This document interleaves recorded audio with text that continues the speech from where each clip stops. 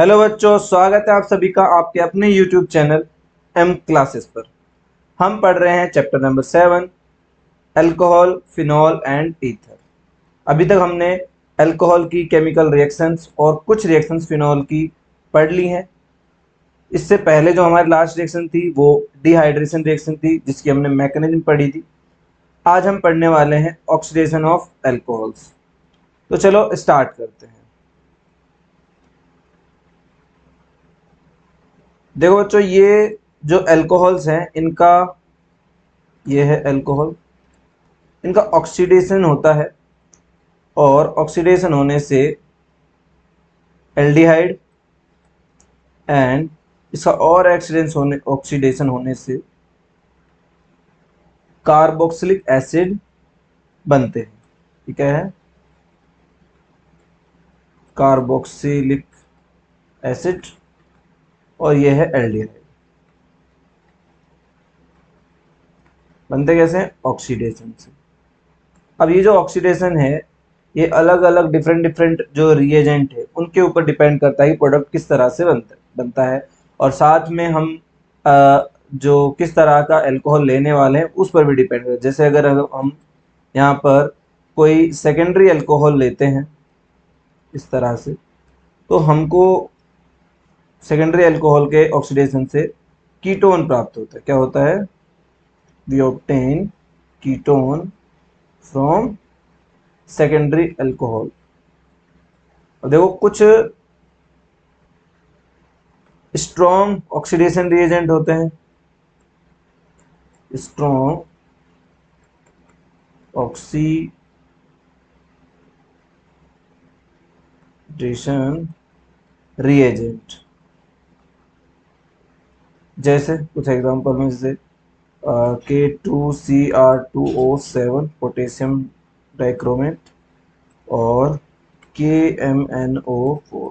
ये क्या है? एक स्ट्रॉन्ग ऑक्सीडेशन रिएजेंट है।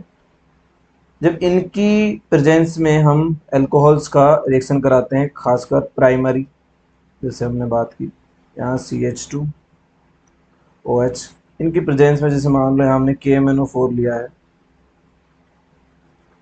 इसकी प्रेजेंस में अगर हम ऑक्सीडेशन करा रहे हैं तो स्टार्टिंग में पहले बनने वाला है एल्डिहाइड।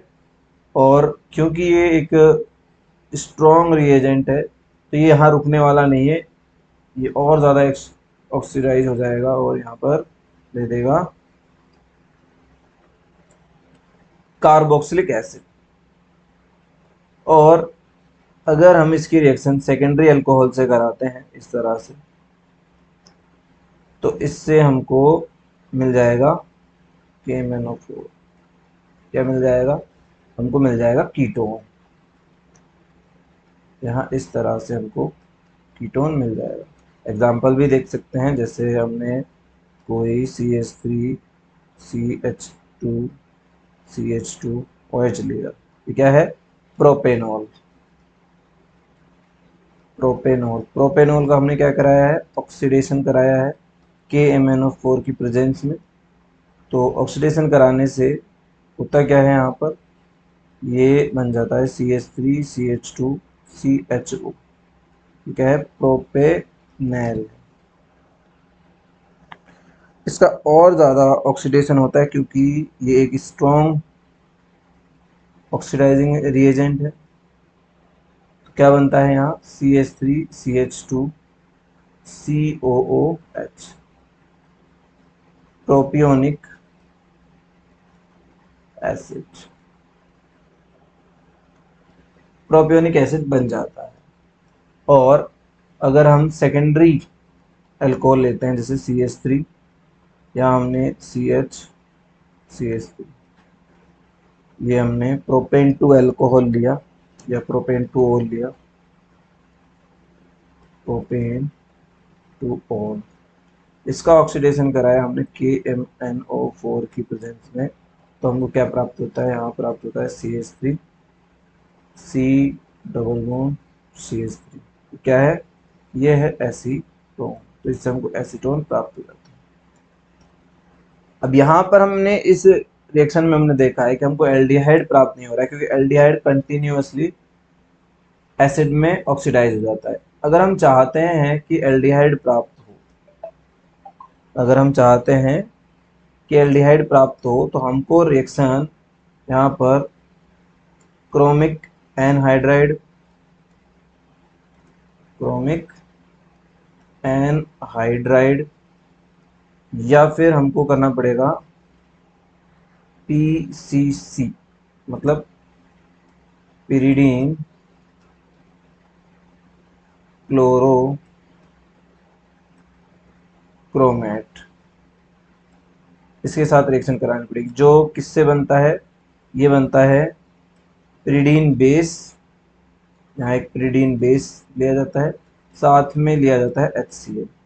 इन दोनों का एक कॉम्प्लेक्स होता है पिरिडीन क्लोरोक्रोमेट। इसकी प्रेजेंस में अगर हम रिएक्शन कराते हैं इसकी प्राइमरी अल्कोहल की, तो जैसे PCC की प्रेजेंस में कराते हैं तो हमको इस तरह से CHO प्राप्त हो जाता है। और इससे अगर हम सेकेंडरी अल्कोहल की भी कराते हैं तो फिर हमको यहाँ कीटोन प्राप्त हो जाता है,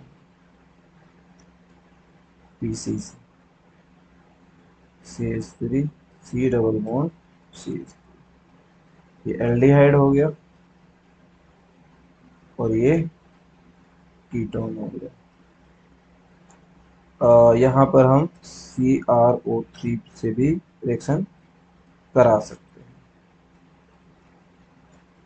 देखिए ऑक्सीडेशन में होता क्या है, इन ऑक्सीडेशन, ऑक्सीडेशन में दो चीजें होती हैं। यहाँ पर ये जो कार्बन ऑक्सीजन है, एक हाइड्रोजन बंध ये टूटता है, दूसरा इस कार्बन के साथ एक और हाइड्रोजन है, ये तो दो हाइड्रोजन बंध यहाँ टूटते हैं कार्बन और हाइड्रोजन के बीच, और एक और कार्बन और ऑक्सीजन के बीच में जो होता है, सॉरी ऑक्सीजन और हाइड्रोजन के बीच में होता है। तो यहाँ से क्या है, H2 निकलता है। तो जो ऑक्सीडेशन होती है इसको हम यहाँ पर डिहाइड्रेशन भी कह देते हैं।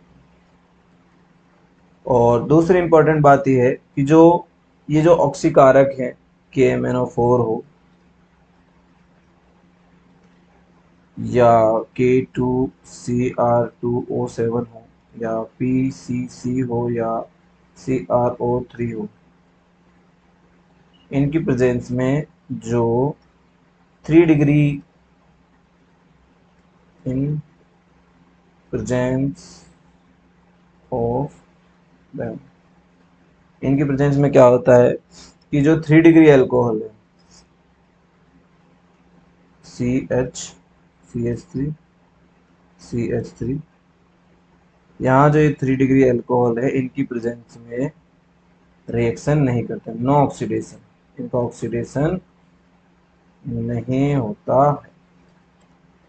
ये तो बात हो गई इनकी। उसके बाद देखो यहाँ पर जो ऑक्सीडेशन है कॉपर की प्रेजेंस में भी होता है। किसकी प्रेजेंस में होता है, कॉपर की जो रेड हॉट कॉपर ट्यूब का यूज किया जाता है ऑक्सीडेशन में, oxidation from red hot copper tube. तो कॉपर जो रेड हॉट कॉपर ट्यूब है उसका यूज किया जाता है। यहाँ पर क्या है, जो कॉपर है उसकी वेपर का यूज किया जाता है ऑक्सीडेशन के लिए। तो यहाँ पर भी देखो क्या होता है कि जो ये प्राइमरी अल्कोहल्स हैं ना, इनको क्या किया जाता है, हीट कराया जाता है कॉपर की प्रेजेंस में, और ये बहुत ज़्यादा टेम्परेचर होता है 573 केल्विन। सिंपली हाई टेम्परेचर पर होती है रिएक्शन, है ना, रेड हॉट दिख रहा है तो हाई टेम्परेचर है। तो यहाँ से सिंपल सा जो प्रोडक्ट है वो क्या मिलेगा, एल्डिहाइड मिल जाएगा फर्स्ट। अगर हम सेकेंडरी से कराते हैं तो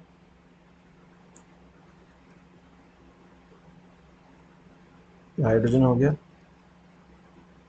कॉपर 573 केल्विन, तो हमको क्या मिल जाएगा, यहाँ कीटोन मिल जाएगा इस तरह से। और यहाँ अगर हम टर्सरी अल्कोहल से रिएक्शन कराते हैं इस तरह से, तो यहाँ होगा डिहाइड्रेशन। क्या होगा? डिहाइड्रेशन। डिहाइड्रेशन होगा। कैसे होगा? देखो यहाँ बनता है फिर ये प्रोडक्ट। यहाँ डबल बॉन्ड आ जाता है आर के साथ। तो हम यहाँ इसको इजीली करने के लिए एक एग्जांपल के थ्रू इसको करते हैं। जैसे CH3 सी, यहाँ CH3, यहाँ भी CH3OH। डिहाइड्रेशन होने से क्या हो जाता है? CH3 CH double bond CH2 CH3। यहाँ क्या बनता है? वाटरलेस होता है। ये जो प्रोडक्ट बना इसको हम क्या कहेंगे? This is alkene. क्या है ये? एल्कीन। तो कॉपर के साथ जब रिएक्शन कराते हैं 3 डिग्री एल्कोहल की, तो क्या होता है? एल्कीन का फॉर्मेशन होता है। ठीक है। तो ये थी ऑक्सीडेशन रिएक्शंस। डिफरेंट डिफरेंट जो ऑक्सीडाइजिंग रिएजेंट है उनकी प्रेजेंस में ये रिएक्शन हो रही है। अब देखो, अब हमारे पास इंपॉर्टेंट रिएक्शंस आती हैं। Reactions of phenols. कौन सी रिएक्शंस हैं? फिनॉल्स। फिनॉल्स की जो ये रिएक्शन है इनमें आती है electrophilic substitution reaction. First type को इलेक्ट्रोफिलिक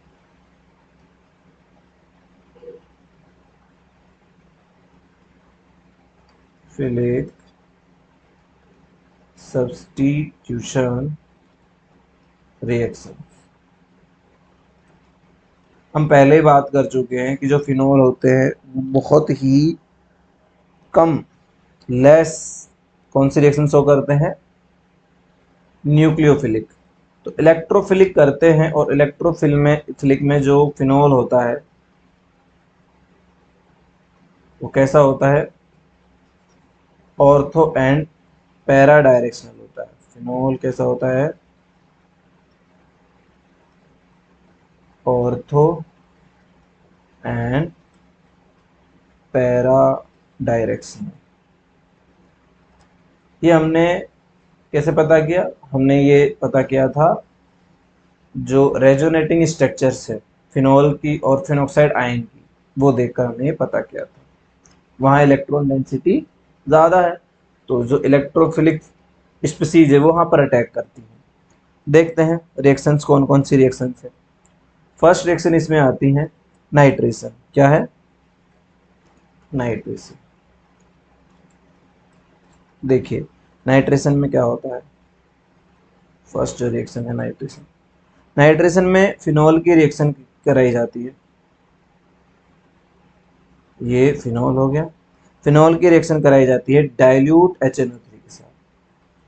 डाइल्यूट HNO3 के साथ रिएक्शन कराई जाती है, और दो तरह के कंपाउंड हमको देखने को मिलते हैं। एक है ऑर्थो नाइट्रोफिनॉल, और दूसरा बनता है पैरा नाइट्रोफिनॉल। ये बन गया पैरा नाइट्रोफिनॉल। ऑर्थो नाइट्रोफिनॉल, और ये हो जाएगा पैरा नाइट्रोफिनॉल। इनको क्या किया जा सकता है? इनको सेपरेट किया जा सकता है। कैसे सेपरेट किया जाता है? ये क्योंकि इनका जो टेम्परेचर है वो डिफरेंट डिफरेंट होता है। Ortho and para nitrophenol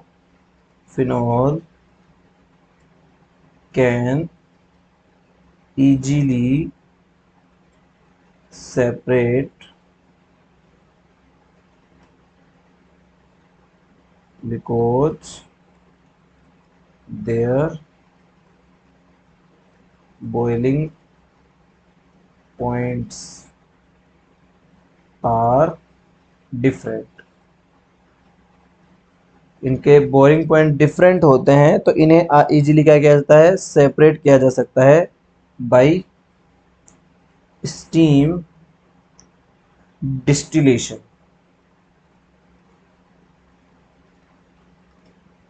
steam distillation से क्या किया जा सकता है, इनको सेपरेट किया जा सकता है। और उसका रीजन क्या होता है, उसका रीजन ये स्ट्रक्चर्स हैं कि यहाँ पर जो ऑर्थोनाइट्रोफिनॉल्स जो हैं वो इस तरह से हाइड्रोजन बॉन्डिंग शो करती हैं। देखिए यहाँ पर इनके बीच क्या होती है, हाइड्रोजन बॉन्डिंग होती है। जबकि जो ये पैरानाइट्रोफिनॉल है, ये क्या करता है, यहाँ पर इसके साथ बॉन्डिंग शो करता है एक दूसरे फिनॉल के साथ, जैसे ये NO और अब यहाँ पर मान लो कोई दूसरा फिनॉल है, इस तरह से इनके बीच में क्या होती है, हाइड्रोजन बॉन्डिंग होती है। इस बात से आपको क्या समझ में आ रहा है, इस बात से ये समझ में आ रहा है कि यहाँ जो है दो डिफरेंट मॉलिक्यूल हैं। क्या है, ये दो डिफरेंट पैरानाइट्रोफिनॉल के मॉलिक्यूल हैं, जबकि ये एक ही ऑर्थोनाइट्रोफिनॉल का मॉलिक्यूल है। तो ये क्या हो रहा है, यहाँ पर होती है इंट्रामोलिक्यूलर हाइड्रोजन बॉन्डिंग। क्या होती है यहाँ पर, इंट्रा मोलिक्यूलर हाइड्रोजन बॉन्डिंग। तो एक ही अणु के अंदर हाइड्रोजन बॉन्डिंग हो रही है, तो ये सेपरेट हो सकती है। अगर दो अणुओं के बीच होती तो बहुत सारे जो ऑर्थोनाइट्रोफिनॉल है वो एक साथ रहते और उनको सेपरेट करने के लिए ज़्यादा एनर्जी देनी पड़ती, तो वो उस तरह की हाइड्रोजन बॉन्डिंग यहाँ नहीं दिख रही है। जबकि यहाँ हम बात करें तो यहाँ कैसी है, inter molecular inter molecular hydrogen bonding यहाँ देखने को मिलती है। हाइड्रोजन बॉन्डिंग जिसके कारण क्या होता है, इनका जो बॉइलिंग पॉइंट है वो डिफरेंट होता है। ठीक है, तो ये नाइट्रेशन की फर्स्ट रिएक्शन। अब देखिए अगर हम कंसंट्रेटेड क्या लेते हैं, अगर हम फिनॉल की जो रिएक्शन है किसके साथ कराएं, कंसंट्रेटेड HNO3 के, वो डाइल्यूट के साथ कराया था, हम यहाँ लेते हैं कंसंट्रेटेड HNO3 के साथ कराते हैं। तो अब जो हमको प्रोडक्ट मिलता है वो मिलता है एक पिक्रिक एसिड। क्या मिलता है, पिक्रिक एसिड। यहाँ NO2, यहाँ भी NO2 और यहाँ भी NO2। इस प्रोडक्ट का नाम क्या है, इस प्रोडक्ट का नाम है picric acid. Picric acid, picric acid इस कंपाउंड का नाम हो गया। लेकिन अगर हम बात करें तो ये ऑर्थो है ना, ortho ortho ortho ortho and para try nitrophenol, या अगर हम IUPAC के नाम दें, 2 3 4 5 एंड 6, तो क्या हो जाएगा, 2 4 एंड 6 ट्राई नाइट्रोफिनॉल, ये इसका IUPAC नाम है। और बड़ा फेमस नाम क्या है इनका, पिक्रिक एसिड। पिक्रिक एसिड का IUPAC नेम एग्जाम में पूछा जाता है, तो उस हिसाब से ये इम्पोर्टेंट हो जाता है ना। तो ये हो गया। उसके बाद बात करें नेक्स्ट जो हमारी रिएक्शन है इलेक्ट्रोफिलिक सब्स्टिट्यूशन की बात करें, सेकंड जो रिएक्शन है वो है हेलोजिनेशन। क्या है, हेलोजिनेशन, हेलोजिनेशन रिएक्शन। देखिए हेलोजिनेशन जो रिएक्शन है इसमें क्या होता है, यहाँ पर हम फिनॉल की रिएक्शन कराते हैं, कुछ लेस जो प्रोटिक ब्रोमीन के साथ कराते हैं, लेकिन लेस प्रोटिक जो सॉल्वेंट्स हैं उनके प्रेजेंस में देखते हैं, जैसे CH2 की प्रेजेंस में रिएक्शन होती है और लो टेम्परेचर पर होती है, 0 डिग्री सेल्सियस पर ही हो जाती है, बहुत ही लो टेम्परेचर पर होती है। तो हमको दो तरह के कंपाउंड मिल जाते हैं, एक हो जाता है ऑर्थो ब्रोमोफिनॉल और एक मिल जाता है हमको, ये दोनों आइसोमर्स हैं, ये पैरा ब्रोमोफिनॉल, ऑर्थो ब्रोमोफिनॉल, और यहाँ है पैरा ब्रोमोफिनॉल,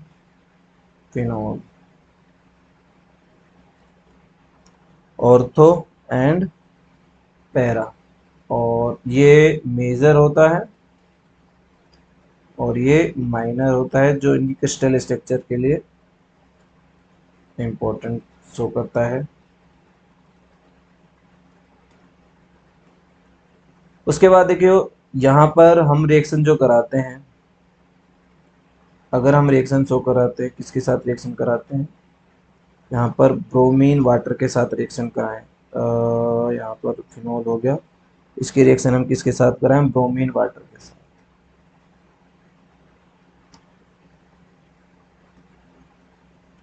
ब्रोमीन वाटर इसके साथ रिएक्शन होती है तो हमको इस तरह का कंपाउंड देखने को मिलता है।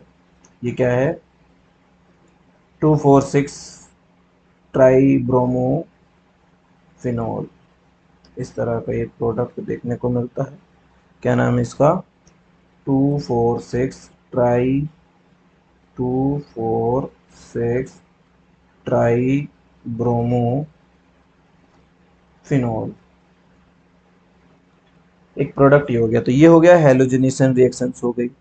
उसके बाद अब कुछ रिएक्शंस हैं जो बहुत बहुत इंपॉर्टेंट रिएक्शंस हैं, जो एग्जाम में पूछी जाती हैं, डायरेक्ट आती है, इनका कोई शॉर्टकट नहीं है। इन रिएक्शन को ये मान लीजिए आपको सिर्फ याद ही रखना होता है, लिख लिख के याद करनी पड़ेगी आपको। देखो इसमें इंपॉर्टेंट रिएक्शन आती है जिसका नाम है, इस रिएक्शन का नाम है कोल्बे रिएक्शन। कौन सी रिएक्शन है, कोल्बेज रिएक्शन।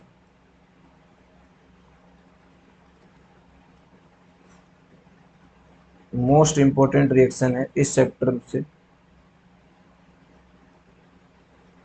ये मोस्ट इंपॉर्टेंट इसलिए है क्योंकि एग्जाम में डायरेक्ट पूछी जाती है कि राइट कोल्बेज रिएक्शन। बस कुछ नहीं पूछा, तो बहुत ही सिंपल रिएक्शन है, बस याद ही करनी है। इसकी देखो क्या होती है कि जो फिनॉल है, इस फिनॉल की रिएक्शन हम कराते हैं, फर्स्ट हम इसकी रिएक्शन कराते हैं सोडियम हाइड्रोक्साइड से,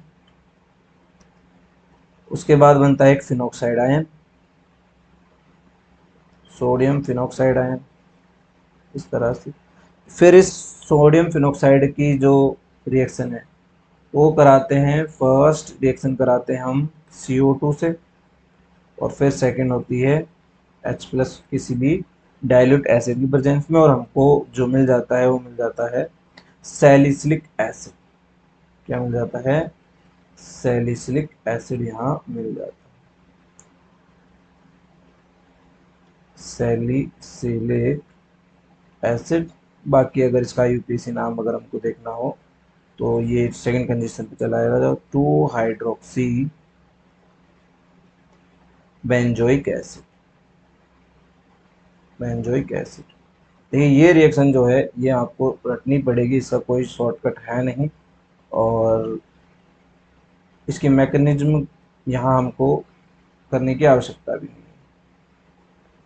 बस ये वाला स्टेप आपको दिख रहा होगा कि यहाँ CO2 डायरेक्टली, मतलब जो हम जानते हैं जो फिनॉक्साइड आयन है ना,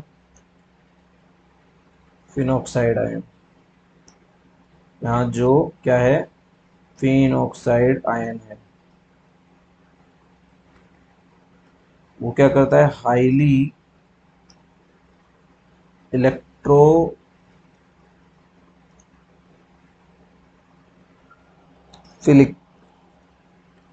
सब्स्टिट्यूशन रिएक्शन शो करता है, रिएक्शन शो करता है। क्यों करता है, क्योंकि हम जानते हैं कि ये ज़्यादा स्टेबल है। तो यहाँ पर जो CO2 है वो CO2 भी कैसा बिहेव करता है, इलेक्ट्रोफाइल की जैसे बिहेव करता है ना।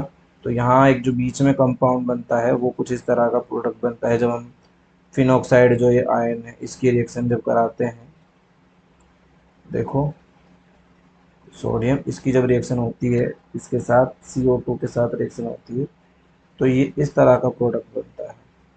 यहाँ CO2 का एडिशन होता है, सिंपल सा क्या होता है, एडिशन होता है, और ये COOH बन जाता है, सिंपल सा। मतलब यहाँ CO2 ऐड हुई, इसका जो ये हाइड्रोजन था वो ऐड हो जाता है ऑक्सीजन के साथ,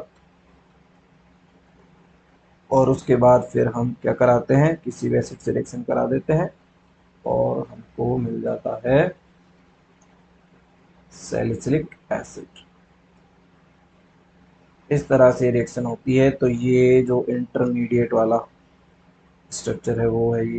यहाँ आपको शायद थोड़ा सा समस्या का सामना करना पड़े, बाकी वो इजी रिएक्शन है, ये आपको यहाँ से सीधी सीधी रटनी पड़ेगी, इसका कोई शॉर्टकट है नहीं, और एग्जाम में ऐसे ही पूछी भी जाती है। और कुछ एक दो तीन रिएक्शंस हैं इसकी, फिनॉल की, वो उनका कोई और अल्टीमेट है नहीं, यहाँ पर आपको ये ऐसे ही रखनी पड़ती है। जैसे अभी ये fifth I think fourth reaction है, रिएक्शन का नाम है रीमर टिमान रिएक्शन।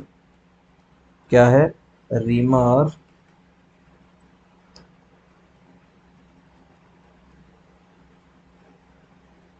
टिमान रिएक्शन।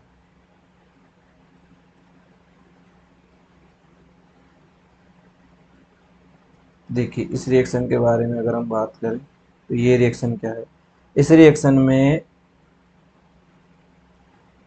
फिनॉल की रिएक्शन होती है क्लोरोफॉर्म के साथ, किसके साथ, क्लोरोफॉर्म के साथ, और प्रेजेंस होती है यहाँ पर एक्वस, ये है क्लोरोफॉर्म, साथ में यहाँ लिया जाता है एक्वस NaOH, तो वही फिनॉक्साइड आयन बनेगा फर्स्ट तो, और ये बन गया फिनॉक्साइड आयन, यहाँ भी एडिशन होता है लेकिन HCl सेपरेट ही करते हैं, ये फिनॉक्साइड आयन बन गया, यहाँ CHCl2 ऐड हो जाता है, ये एक इंटरमीडिएट है, क्या है, इस रिएक्शन का ये इंटरमीडिएट कंपाउंड है, ये इंटरमीडिएट है।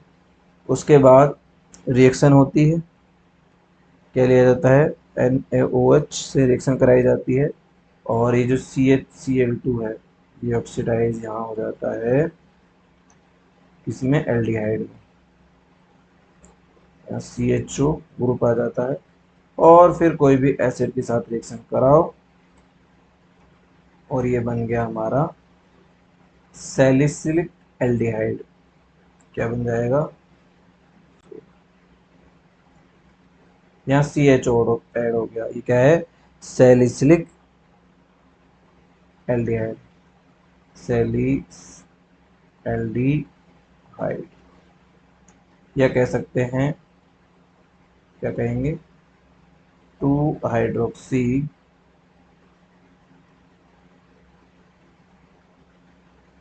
बेंजीन एल्डिहाइड, ये हम इसके लिए कह सकते हैं। तो ये रिएक्शन, इस रिएक्शन में आपको देखना पड़ेगा, देखो कोल्बे रिएक्शन और रायमेटिमार रिएक्शन में इतना सब डिफरेंस है कि कोल्बे रिएक्शन में ऑर्थो जो पोजीशन होती है, कौन सी पोजीशन होती है, फिनोल की जो ऑर्थो पोजीशन है ना, कौन सी रिएक्शन में, कोल्बे में, कोल्बे रिएक्शन में फिनोल की ऑर्थो पोजीशन पर क्या जुड़ता है, COOH ग्रुप जुड़ता है, जबकि रीमर जो टिमान रिएक्शन है इसमें क्या जुड़ता है, ऑर्थो कंडीशन पर CHO ग्रुप जुड़ता है। बस ये एक मेन फंक्शन है यहाँ पर, और कुछ नहीं, यहाँ NaOH और ये मान लीजिए CO2 की प्रेजेंस में रिएक्शन हो रही है, और ये NaOH और साथ में रिएक्शन हो रही है क्लोरोफॉर्म की प्रेजेंस में रिएक्शन हो रही है। ये इंपॉर्टेंट बात है इस रिएक्शन की। ये दो रिएक्शन हो गए, उसके बाद एक सिंपल सी रिएक्शन है, देखो फिफ्थ जो रिएक्शन है वो कौन सी रिएक्शन है, ये है सिंपल से reaction of phenol with zinc dust. Simple reaction है, बहुत ही सिंपल, लेकिन आपको ये डिफरेंट डिफरेंट जो रिएक्शन उनमें बड़ी हेल्प करती है। रिएक्शन कैसे करते हैं, देखो यहाँ पर ये जो फिनॉल है, ये क्या है, फिनॉल है, इस फिनॉल की रिएक्शन हमको क्या करानी है, जिंक डस्ट के साथ करानी है, और जिंक डस्ट के साथ जो रिएक्शन कराते हैं तो हमको यहाँ बेंजीन मिल जाती है, क्या मिल जाती है, यहाँ सीधी सीधी हमको ये बेंजीन मिल जाती है, साथ में जिंक ऑक्साइड सेपरेट। तो ये बहुत ही मतलब फिनॉल को अगर आपको बेंजीन में कन्वर्ट करना है तो ये रिएक्शन बेस्ट रिएक्शन आपको रहेगी, आपकी काफ़ी हेल्प करेगी कन्वर्जन जो रिएक्शन है उनमें। उसके बाद जो 6 रिएक्शन है यह है ऑक्सीडेशन। क्या है? फिनॉल का ऑक्सीडेशन है। देखिए यहाँ पर फिनॉल के ऑक्सीडेशन से क्या मिलता है? बेंजोक्विनोन मिलता है। ये फिनॉल है, ये क्या है? फिनॉल है। फिनॉल का क्या करा रहे हैं हम? ऑक्सीडेशन करा रहे हैं। और ये है सोडियम डाइक्रोमेट किस प्रेजेंस में हो रहा है? पोटेशियम डाइक्रोमेट होता है, ये सोडियम डाइक्रोमेट इसकी प्रेजेंस में हो रहा है। साथ में हम थोड़ा एसिडिक मीडियम दे रहे हैं सल्फ्यूरिक एसिड के साथ। तो इसका जब ऑक्सीडेशन होता है तो ये कीटोन में, मतलब ये होता है बेंजोक्विनोन। ये प्रोडक्ट आपको डायरेक्टली याद रखना है। ये क्या है? बेंजोक्विनोन। बेंजोक्विनोन। तो इस तरह से क्या होती है, यहाँ पर ये रिएक्शंस हो जाती हैं ख़त्म। अल्कोहल और फिनॉल की रिएक्शंस हमने देख ली हैं, सभी रिएक्शन। यहाँ पर याद रखिएगा ये कुछ 2-3 रिएक्शंस हैं बड़ी इंपॉर्टेंट हो जाती है। रिमर्टिमान हो गई है या जिंक डस्ट के साथ हो गई है, कोल्बे रिएक्शन है। ये बहुत बहुत इंपॉर्टेंट रिएक्शंस हो जाती हैं, आपको ध्यान रखना है। इलेक्ट्रोफिलिक सब्स्टिट्यूशन रिएक्शन में ज़्यादा रिएक्शंस हैं नहीं, 5-6 रिएक्शंस है जिसमें हेलोजनेशन है, नाइट्रेशन है, और यहाँ पर हमने देखा कोल्बे रिएक्शन हो गई, रेमेटिमार हो गई, जिंक डस्ट हो गई। ये रिएक्शन इंपॉर्टेंट है। इसके साथ ही रिएक्शंस जो हैं वो ख़त्म हो जाती हैं। रिएक्शंस ख़त्म हो जाती हैं तो इसके बाद नेक्स्ट जो हमारी क्लास रहेगी उनमें हम यूज पढ़ने वाले हैं, एक दो जो यूज है मैथनॉल एंड अल्कोहल के। और उसके बाद ईथर हमारा नेक्स्ट क्लास में टॉपिक रहने वाला है। तो आज की क्लास को यहीं एंड करते हैं। धन्यवाद सभी का।